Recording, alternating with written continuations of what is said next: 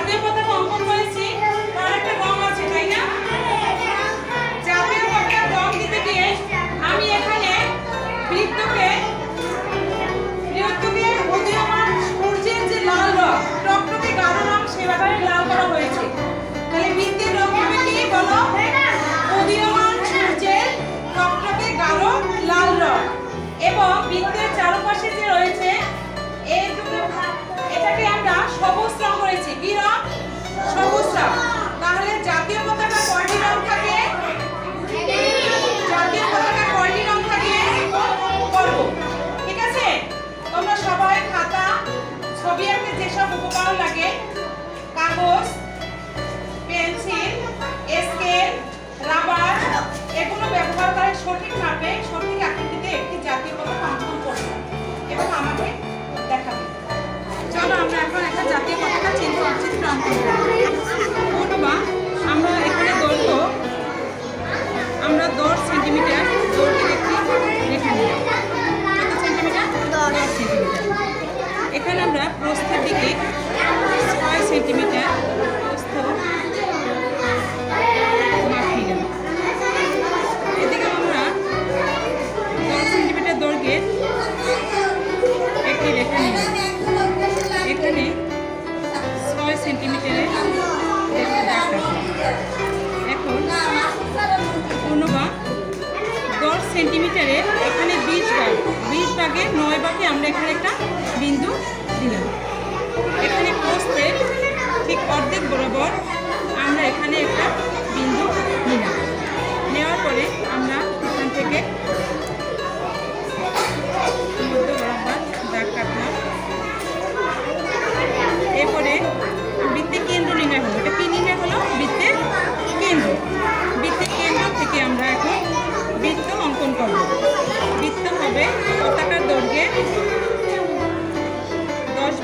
5 ভাগের 1 ভাগ। তাহলে পতাকার দৈর্ঘ্য ছিল কত? 10 সেন্টিমিটার।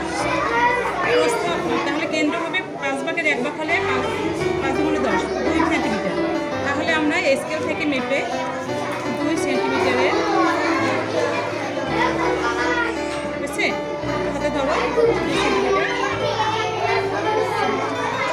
2 সেন্টিমিটার এখান থেকে তো অঙ্কন করি।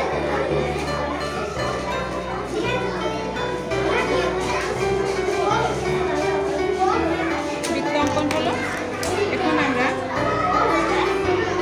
এটাকে জাতীয় পতাকাকে রং করব। জাতীয় পতাকাকে রং করব।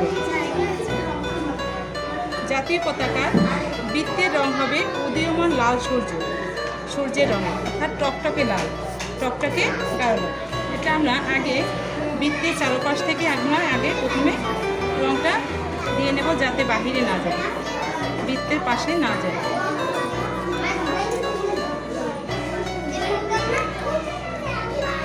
এভাবে আমরা রং করার ক্ষেত্রে সবসময় খেয়াল রাখতে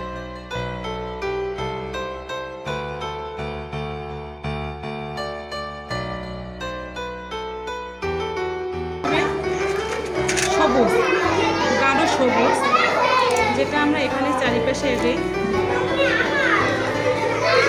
এরকম দাগ কেটে নেব এবং রংটা আমরা চারিপাশটা আগে করে নেব।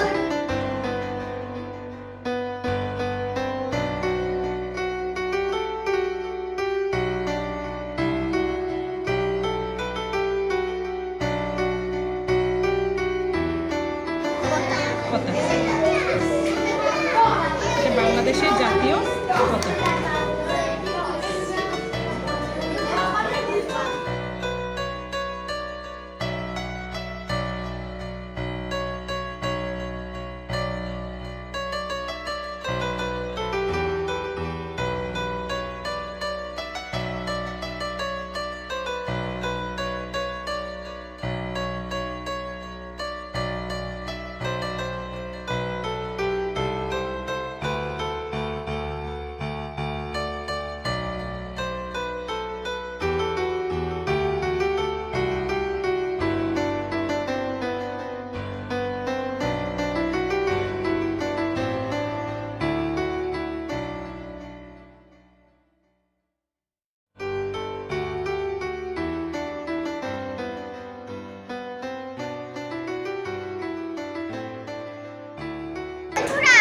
ছবি আঁকতে